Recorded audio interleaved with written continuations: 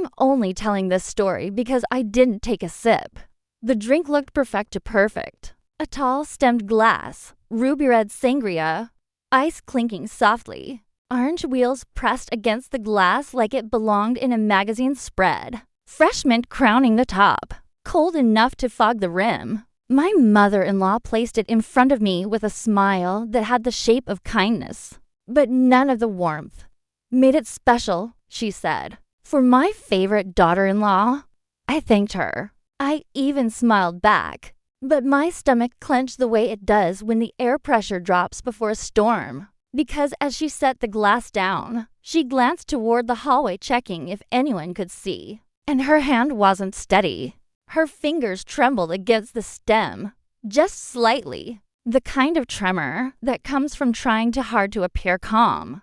And then I saw it, a thin shimmer on the surface like oil catching light. Not foam, not fruit sugar, something foreign. So I did the only thing I could do without starting a war in the middle of a birthday dinner.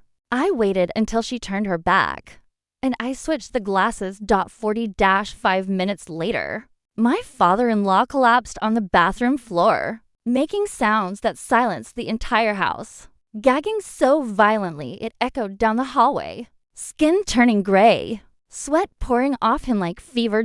My mother-in-law looked up from the dining table and met my eyes. In that second, her face didn't show surprise. It showed recognition. No one screamed. No one accused. No plates shattered. I just sat there with a forkful of chocolate cake, chewing slowly, watching her stumble through excuses while her husband fought to breathe.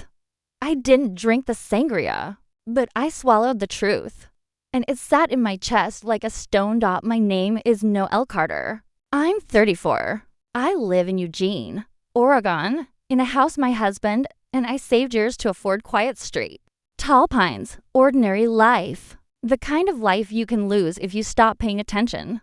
I'm a photographer, not the weekend hobby kind. I mean, I file quarterly taxes and turn down work because my calendar fills months ahead. Wildlife, weddings, editorial campaigns, nonprofit projects. I've had features in regional magazines, small awards, gallery invitations. Nothing that makes strangers recognize my face, but enough that my name carries weight in certain circles. My husband, Ethan, is the steady one, senior software engineer, calm, methodical, the kind of man who replaces smoke detector batteries on schedule and never forgets an anniversary. He's never once treated my work like a cute distraction. His parents did from the very beginning. His mother, Diane, had that polished country club presence, pearls resting against silk, hair never out of place, voice smooth as a greeting card. And underneath that polish lived a quiet judgment that never needed to raise its volume to draw blood. His father, Graham, spoke in profit margins and property values. If a conversation didn't involve interest rates or square footage, his attention drifted within minutes. They were never openly cruel. That's what made it impossible to explain. It wasn't insults. It was erasure. Every family dinner followed the same invisible script. Diane would beam at Ethan like he was accepting an award. Housework. Still leading your team. Bonuses looking strong this quarter. Then she'd glance at me the way you glance at a house guest who's overstayed. And you? Still doing the photography thing? The word thing always landed like a small, precise slap. Graham was blunter, hiding condescension behind the mask of practical concern. You ever think about something stable? Noelle? Something with benefits? Security? If I mentioned a Winan article, a contract, an upcoming exhibit, Diane would perform a subtle trick. She'd interrupt to ask Ethan for help in the kitchen, or suddenly remember an unrelated story, or simply look through me like I'd faded into wallpaper for years. I told myself they were old-fashioned. They meant well. I shouldn't force Ethan to choose. So I played the role. Brought wine, offered help, smiled until my jaw ached. But the pattern kept sharpening. Family photos scheduled without telling me. Holiday gifts addressed to the Carter family that somehow didn't include anything for me. Matching pajamas for everyone: Ethan, Diane, Graham, Ethan's brother Mark, and his wife Sophie, and I'd find a single scarf in a separate bag. Afterthought wrapped in tissue paper. Small omissions. Deniable enough to dismiss. Consistent enough to feel architectural.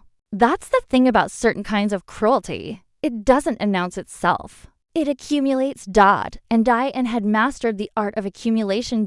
When Ethan and I got married, I thought the ceremony might soften her. It did in single quotes T. When we bought our house, she called it adorable. The word you use for a child's drawing. When we mentioned wanting children someday, she didn't offer congratulations. She looked at me a brief, clinical scan like she was assessing whether I met the qualifications for producing her. Grandchildren. No words. Just a glance that said everything. Still, I kept trying. Because I loved Ethan. And I refused to let my marriage become a battlefield over people he'd known his entire life. I could survive cold. I could outlast condescension. What I couldn't survive, what I never anticipated, was escalation. Diane's 62nd birthday dinner fell on a Friday in late autumn, when Oregon feels like wet with smoke and the sky stays iron gray for days. I'd just returned from a 4-day shoot in the Cascades Elk Migration. Freezing rain, mud soaking through my boots. I'd slept maybe 12 hours total. Editing photos in a cramped camper with numb fingers while wind shook the walls. I was exhausted in places I couldn't name. Ethan adjusted his tie in the mirror and said, "Just 2 hours. She'll spiral if we don't show." So I went, showered the forest off my skin, put on the sweater Diane once called nice for you, got in the car with that familiar knot tightening beneath my ribs. Their house looked exactly as expected. Spotless counters, decorative towels no one dared touch, an entryway that smelled of money and lemon polish. Dinner was theater. Graham talked investments. Diane laughed at Ethan's jokes like he was performing stand-up. Mark and Sophie navigated careful small talk weather, traffic, nothing that could detonate. Then dessert. Diane stood and announced, "I made sangria. My famous recipe." She disappeared into the kitchen. I offered to help automatic, ingrained. "Oh no. Sweetheart," she called back, too bright. "You sit." But I stood anyway, not dramatically. Just moved toward the kitchen like my body knew something my mind hadn't caught yet. And when I reached the doorway, I stopped. 2 glasses sat slightly apart from the others on the granite counter. Diane's shoulders were tight. Her posture the kind of rigid that comes from knowing you shouldn't be watched. She pulled a small clear vial from her cardigan pocket, and she poured it into 1 glass. Colorless liquid. Quick flick of her wrist. A stir with a long spoon. The motion practiced, efficient like she'd rehearsed it. Then she turned and saw me. For half a second, her expression cracked, pure alarm fracturing through before the smile snapped back into position. "Oh," she chirped. "There you are. This one's yours." She extended the altered glass toward me. I looked at it, looked at her, let the silence stretch. Then I reached out and took both glasses from the counter. "Let me carry these," I said quietly, back in the dining room. Graham was scrolling his phone like a king waiting to be served. I set the poisoned glass in front of him. I placed the untouched sangria at my own seat. And I sat down. My pulse drummed loud in my ears. My hands looked steady. I kept them that way through sheer 40-5 minutes later. Graham lurched to his feet. His chair scraped against hardwood. He pressed a hand to his stomach, face draining of color like water down a sink. Diane jumped up too fast. Movements to choreographed hand followed him down the hall. Then came the sound. Retching so violent, it turned the room into hell breath. Nobody knew where to look. Sophie rushed after Diane. Mark hovered uselessly. Ethan half rose, caught between checking on his father and staying beside me. I stayed seated. I lifted my water glass, took a slow sip, and I watched Diane's face when she hurried back for towels. She didn't look confused. She looked like someone watching a plan collapse in real time. Graham eventually emerged, claiming bad shrimp from the appetizers. Diane agreed instantly, nodding so vigorously her earrings swung. No one questioned why only he got sick. No one looked at me. But Diane did. And when our eyes met across that table, we both understood the same truth. She hadn't poisoned her husband. She'd poisoned me. He just happened to drink it. We left early. Ethan apologized the entire drive, embarrassed, worried, still trapped in my parents' had a rough night mode.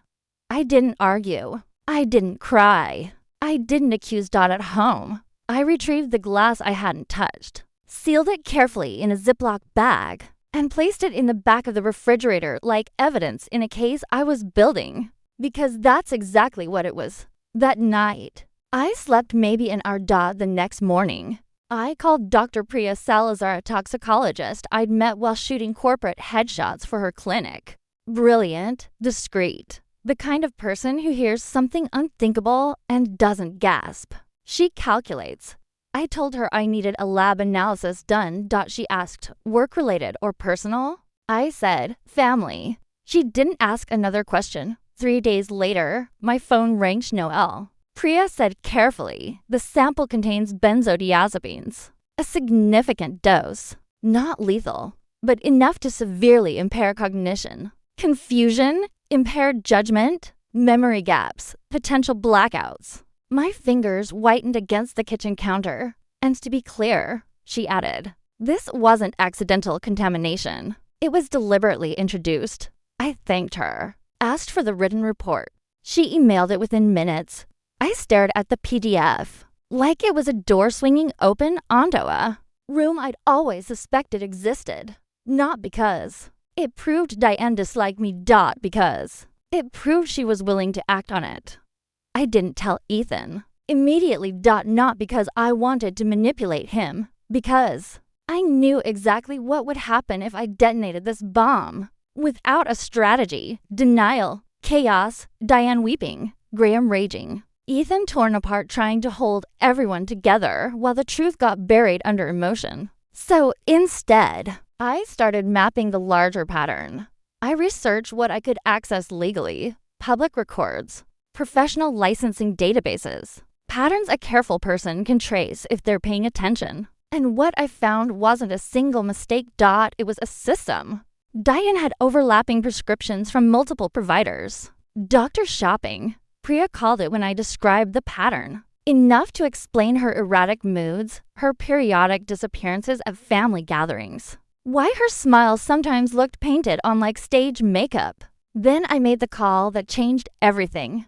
I reached out to Elena Mark's ex-wife, the woman whose name had been erased from family conversations like a classified file. When she heard my voice, she didn't sound surprised. I wondered when someone else would finally see it, she said. We talked for nearly an hour. Elena described how Diane hadn't just disliked her. Diane had systematically dismantled her. Whisper campaigns disguised as concern. Manufactured rumors. Careful insinuations to Mark that his wife was fragile, difficult, not mother material. Elena's voice dropped low. She doesn't want daughters-in-law to leave, she said. She wants them to doubt themselves so completely they fade away on their own. That's when the full picture crystallized. Diane didn't just crave control over her sons. She needed control over the women beside them.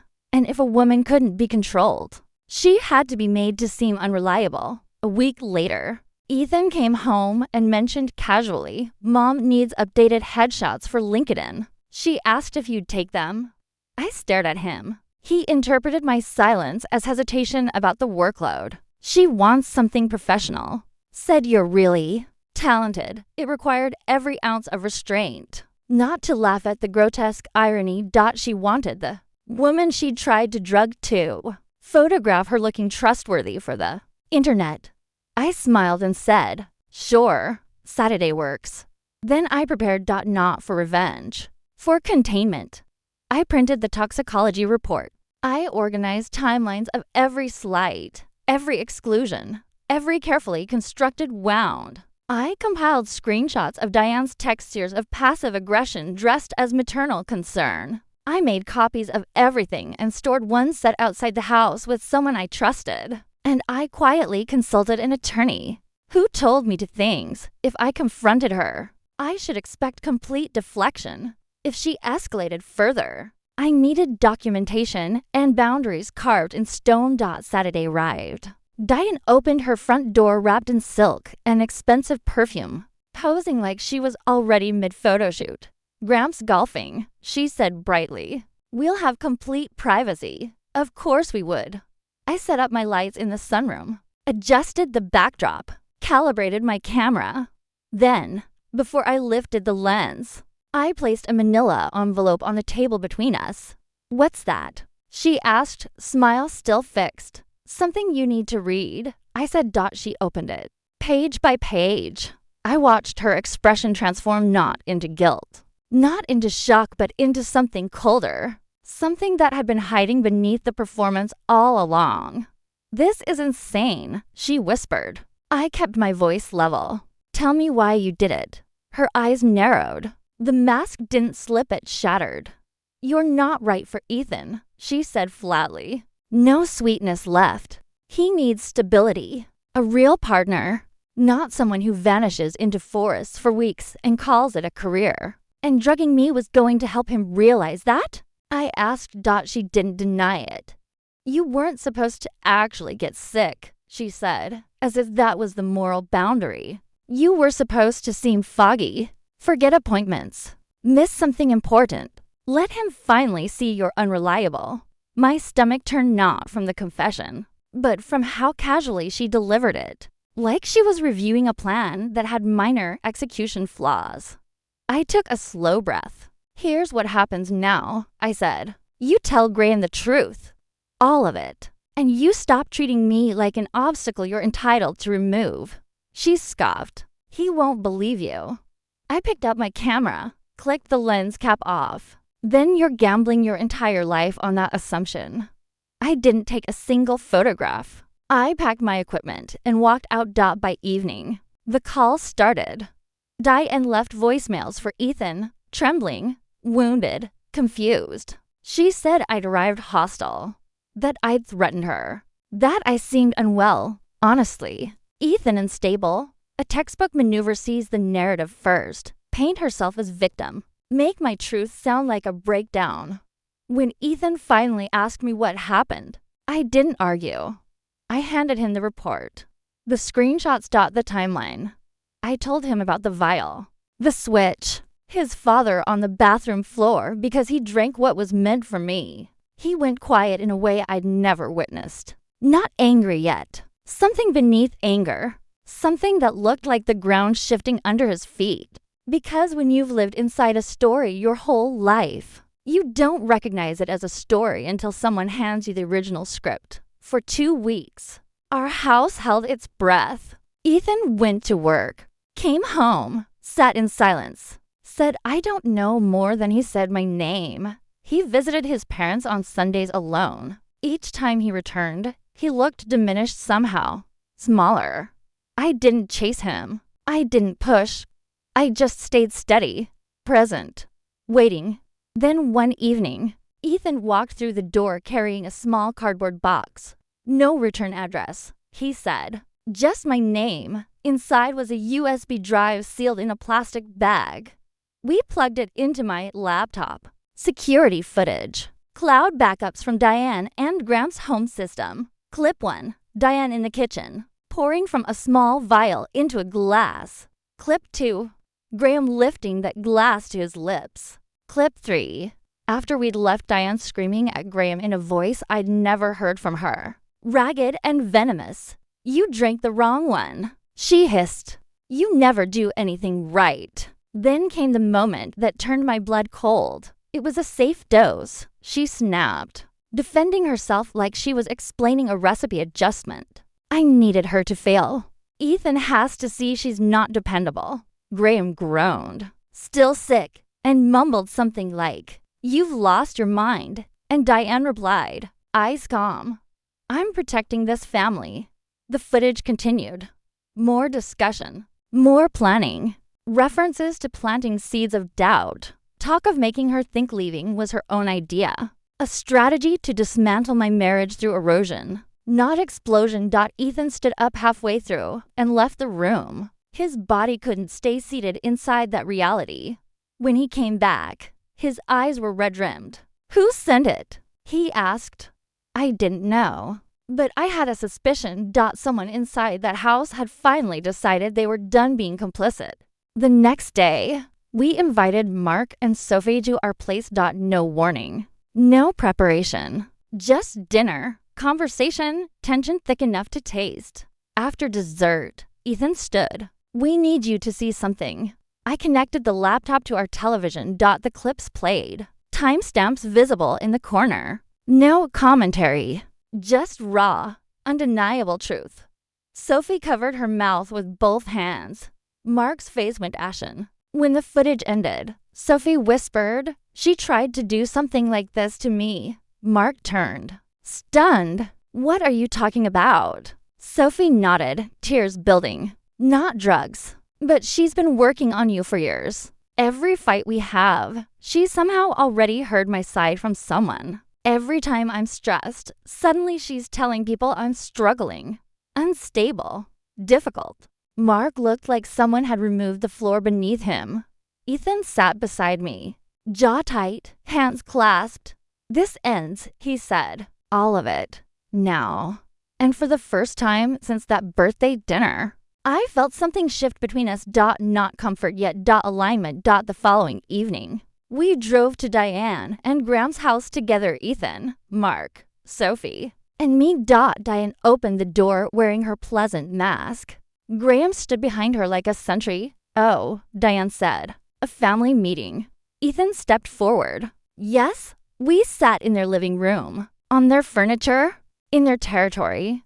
And because we were done with private distortions, Ethan said clearly, we're recording this conversation. No surprise ambush. Full disclosure. For accuracy. For accountability. Diane laughed once, sharp and brittle. You can't be serious. We are, Sophie said, voice trembling but steady. Ethan confronted them with the footage, the toxicology report, the undeniable evidence.